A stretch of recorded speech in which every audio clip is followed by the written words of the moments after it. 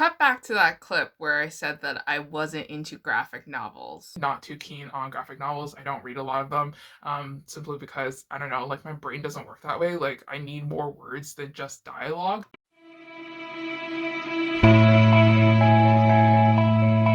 Hi guys, so today obviously is something a little bit different. I am doing a graphic novel and comic book review, and I know what you're thinking. I thought you said you weren't into comic books and graphic novels. Well, you know what? Sometimes people change in a matter of 2 seconds. Because clearly I'm a very fickle reader and I choose different forms of media to read very quickly, and I change my likes very quickly as well. So on the 1st of January this year, I decided to reread my favorite comic book series that I read in 2019, and it's called Lady Killer by Joelle Jones. I reread this comic book series and I fell in love with it all over again. And then I went in this downward spiral where I found so many comic books that I really wanted to read, and I ended up reading this whole stack and also this entire series. So it got really intense very fast. And if you're like me and you're thinking to yourself, well, I don't really read comic books and graphic novels, that's okay, because there's always a preference to like what we choose to read in forms of media. I don't have time to experiment a lot of the times, because sometimes you might not like it and then you think that you're wasting your time, but also you're also missing out if you don't try out new things. So in the year 2020, I'm trying to branch out and I'm trying to try out new forms of media so that I can absorb as much as I can and to see different stories. And after reading all these comic books and all these graphic novels, I absolutely fell in love with it. And it's awesome too, because the pictures in the graphic novels really enhance the storytelling. There are times where I sit down and I'm just like drinking my tea, minding my own business, and then my brain remembers that one Pivotal scene in that graphic novel that changed everything, and I'm just sucked back into the world of it. and I really enjoyed that feeling. So I'm now on this weird high where I'm trying to find as many graphic novels that interest me as possible so that I can continue reading them. And they're just so fun. And if you guys have any recommendations, definitely let me know down in the comments below.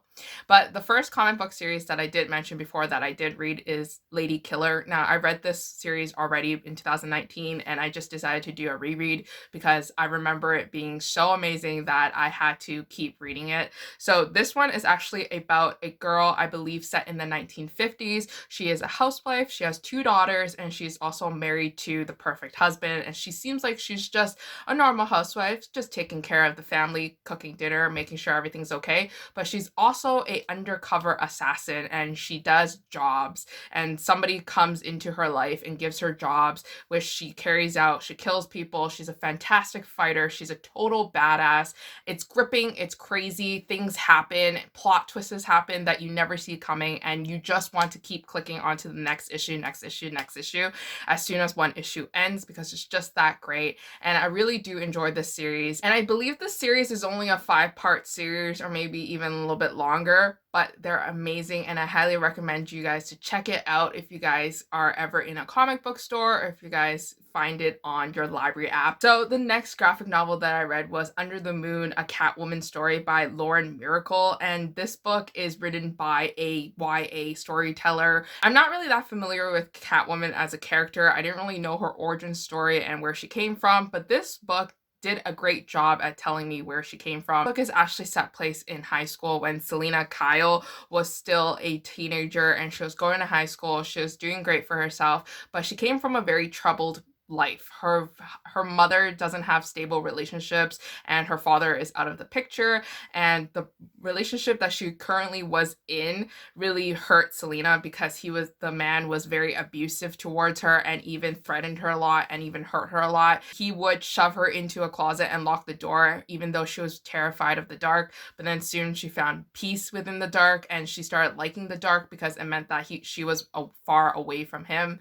And this story was okay. Like, it was thrilling at times, but it wasn't that great that it captivated me. So I gave it a 3 out of 5 stars. Now, the next book that I picked up was Teen Titan Raven by Cami Garcia, and this book was it was okay. Like, it wasn't the best story. I guess I wasn't just a fan of Teen Titans growing up, and that's why I didn't really care. But Raven as a character was kind of weird. Like, she got into this car crash, lost her stepmother, and then she gained supernatural powers where she can listen to anybody's thoughts and control a lot of things. And there wasn't really any action happening until like towards the end. She was working through her amnesia. She didn't know her background, her story at all until the very end. It just bored me a bit, and I was just waiting for her to regain her memory. So that's why I only gave this one a 2 out of 5 stars. So the next graphic novel that I read, and this one I actually do recommend, which is really surprising since a lot of the ratings on Goodreads was very low for this one, is Mira Tiebreaker by Daniela Page. So this one told the story of Princess Mira, and Princess Mira is engaged to this guy who is like not great for her, and she thinks that like they were childhood best friends, and if she were to marry this guy so they can merge and become a very strong alliance, and it was going to be like a political move rather than a love move. And she, overthrown by her grief over her mother who was a warrior, decides that she wants to become a warrior too over being a queen and being royalty. So she decides that she will carry out the mission of assassinating the long lost prince of Alanis, which is named Arthur Curry. So she sneaks out of the kingdom, goes onto land, becomes like, you know, a human and acts normally. And then they get together, and then she accidentally falls in love with him, and then she can't carry out the plan of actually killing him. So I actually really like this story for some reason. When I saw them two together, because I know that Princess Mira needed to kill him, but she also didn't because she had feelings for him, and then he didn't know what the heck was going on, and he was just being oblivious to the whole situation. Anyways, towards the end, it got really weird, and everything just like kind of like resolved on its own, and that's when I went, Okay, yeah, maybe this graphic novel isn't the best. and that's the only reason why I had to knock it down a couple stars. So the last comic book series that I read that I want to mention is Catwoman by Joelle Jones, and this is the same author that wrote the Lady Killer series that I was talking about in the beginning of this video. And Catwoman is starting to become one of the characters that I'm reading the most for no reason. Like, she's not my favorite like superhero character, but all of a sudden I'm just reading all her graphic novels because it's there for me to read.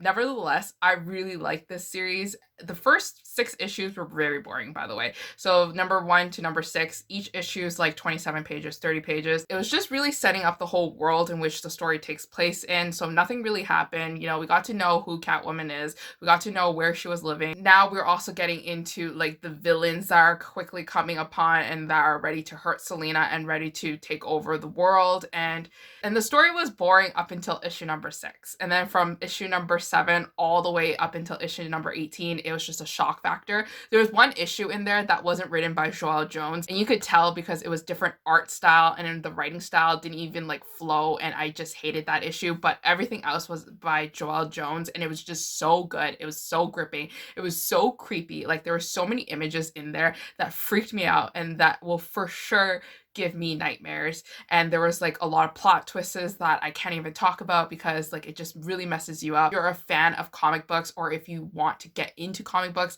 I highly recommend you to check out this series, and I highly recommend you to check out Joelle Jones as a comic book writer and author. So that is it for all the graphic novels that I did read and that are worth mentioning, and also my recommendations for you. I never thought that I would be a graphic novel reader, but here I am. I am reading graphic novels now, and I'm excited. I don't know if I'm going to continue on to the next month. Usually it happens in phases where I'm really into something, and then the next month I'm kind of like, Okay, like, I don't really care anymore. so hopefully it's not like that, and I can continue my way throughout the whole year of 2020 and reading more and more graphic novels. I know a lot of people on BookTube do read a lot of graphic novels, so I'm excited to go through the videos and to see any more recommendations and to pick out what I want to read next. But until next time, I'll see you guys again.